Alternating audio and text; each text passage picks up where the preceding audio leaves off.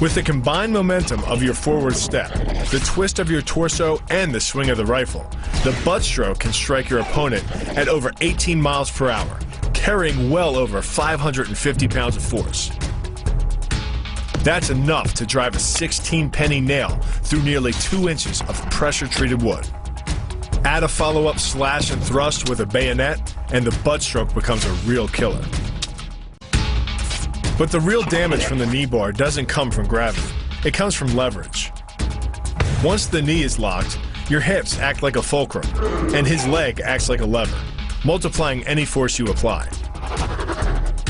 So even though the ligaments and tendons around the knee can sustain 1,700 newtons of force, the knee bar can load a lot more than that, enough to completely destroy the joint. To do that, the Marine pushes his opponent at a location above the center of mass, while using his sweeping leg to create a tripping point, which is below his opponent's center of mass. Once the loss of stability has occurred, gravity does the work, and the damage. On the ground and on his back, your opponent is now vulnerable to any number of finishing strikes. Working much like a nutcracker, your forearm and biceps apply pressure to your opponent's carotid arteries. Located on either side of the trachea, these two arteries are the only way to get blood to the brain. It can take less pressure than squeezing an orange to stop the flow of blood to the arteries. And with no blood flow, the brain shuts down almost instantly. Fight over.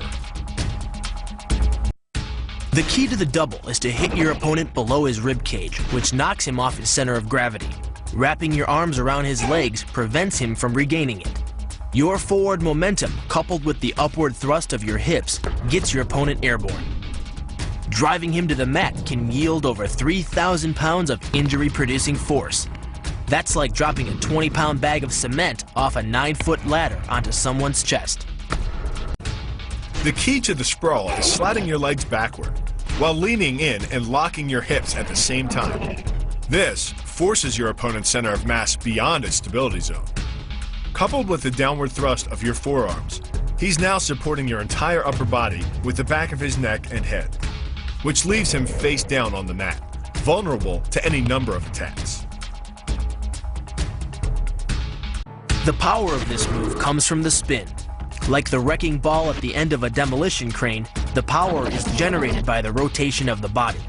In conjunction with the snap of the knee, the foot achieves a velocity of nearly 30 miles per hour.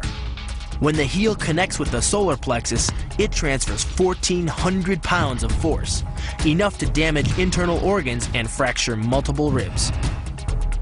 The move gets its power from the pressure exerted by your legs.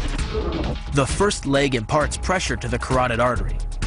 The second leg, working in conjunction with your arms, optimizes that pressure, transforming you into a human vice grip. If your opponent doesn't tap out, he'll pass out. Much longer and permanent brain damage can ensue. The armbar is a combination of two levers. While your legs push up on your opponent's neck, your arms apply downward pressure to his trapped wrist. The opposing forces turn the elbow into an ad hoc fulcrum point. The armbar can result in a complete destruction of the elbow's articulating structures.